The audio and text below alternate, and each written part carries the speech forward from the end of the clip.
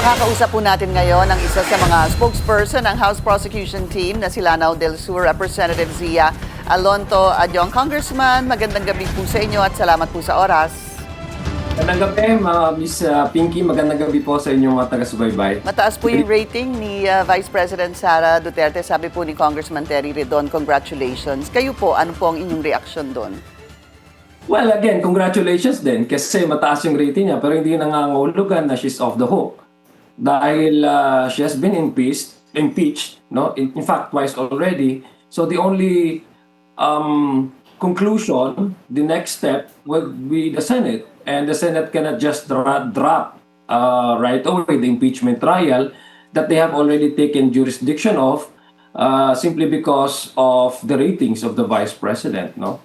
So ito ay natural. I mean, this is the legal and most democratic way for the defense to rebut the allegation of the prosecution.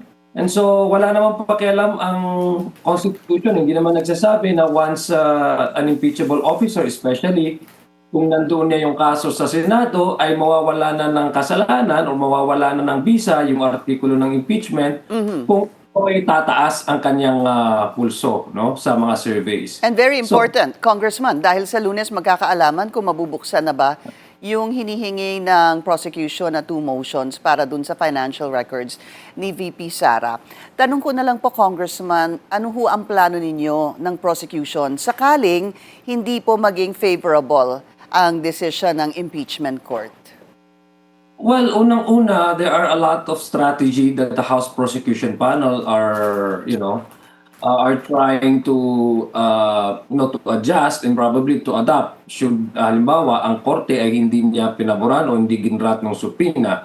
Ang sinasabi lang naman natin, itong mga ebidensya na to ay importante para makita ng korte yung mga dapat na makita para po maka-arrive sila into a just and impartial conclusion, no, sa kanilang desisyon, na in the event na andun na po tayo sa dulo, no, na magbibigay po ng judgment ang Senado. Ang sinasabi na naman po natin is yung punto po ni Congressman Shell Jokno is yung karapatan ng impeachment court na binigay ng Constitution dito. Like, this is an extraordinary power na po pwede pong exercise at kailangan exercise ng impeachment court para mabigyan siya ng daan doon sa mga kinakailangan na testimonya, material evidence, nang sa ganun ay magdesisyon siya ng maayos at hindi yung decision ay based on presumption or base lang po doon sa mga testigo ng mga witnesses without a collaborative evidence, no? Corroborative evidence. So kung magsasakali man, Ma'am Pinky, hindi naman po nangangahulugan na wala pa tayong other evidence that we can present to the court to prove allegations under Article 3 ng unexplained wealth. Okay, but to be more precise, sir, sakaling unfavorable, is this something that is being considered that could be brought to the Supreme Court to question it, sir?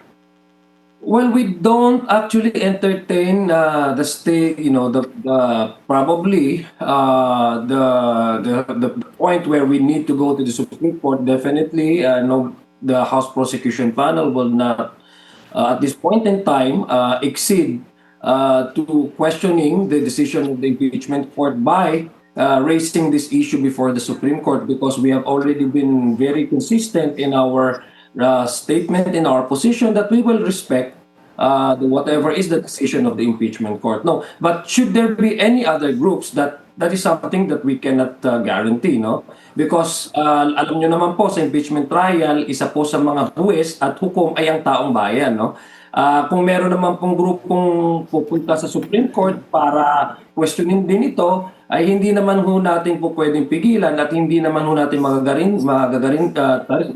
guarantee na wala pong grupo o walang individual maaaring hindi na pumunta sa Supreme Court to question this very issue, no? So sa amin po is we comply with whatever is the ruling at this point in time. the ruling of impeachment po.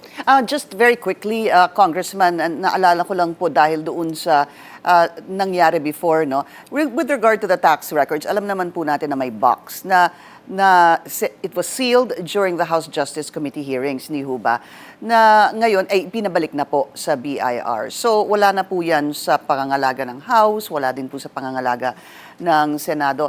Will it get to a point, sir, that kinakailangan ng tax chief natin na humingi ng permiso sa presidente para po maibigay o maisabpina po ito dahil yun po yung nangyari noon kay Commissioner Kim Henares?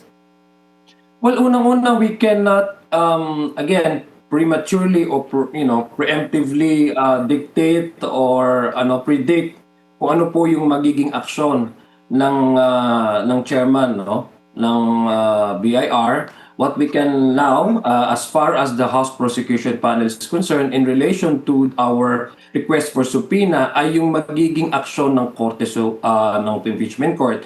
Yung oral argument po ni Congressman Shell Jokno ay inire-remind na nga po niya na it's a part of the respecting the impeachment court that has the exclusive power to exercise this extraordinary power granted to them by the Constitution, na whatever are the restrictions in laws sa mga ordinary laws or special laws, whatever it called, it should be subservient, it should be in compliance with the fundamental law of the land, which is the Constitution. Ang Constitution naman ang nagbibigay ng kapangyarihan sa Senado to try and decide. Ibig sabihin, kung pwede kunin itong mga subpoena. But we also aware of the fact na isa sa mga magiging possible na exception is for the president to again order probably the head of the BIR to release this sidecars to the impeachment court, as what we have already indicated and already referenced to during the Corona trial. Opo. Okay, last question, sir.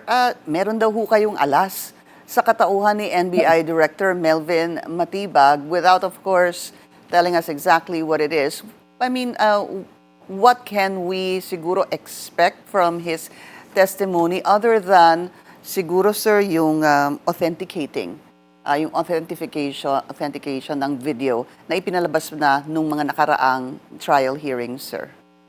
Well, ito ay isa sa tatahiin niya yung sinabi ni Mr. Calilong at saka ni Atty. Lotto, kasi si Mr. Calilong yung authenticity ng digital digital evidence, yung kay Atty. Lotok naman is yung by manner kung bakit nag-imbestiga yung FBI, kasi they felt na meron talagang intent yung pagbabanta. Ito naman si Attorney Matibag, siya naman yung magbibigay kung ano yung naging resulta. Remember, there were questions asked of Mr. Lotok which he could not simply respond to.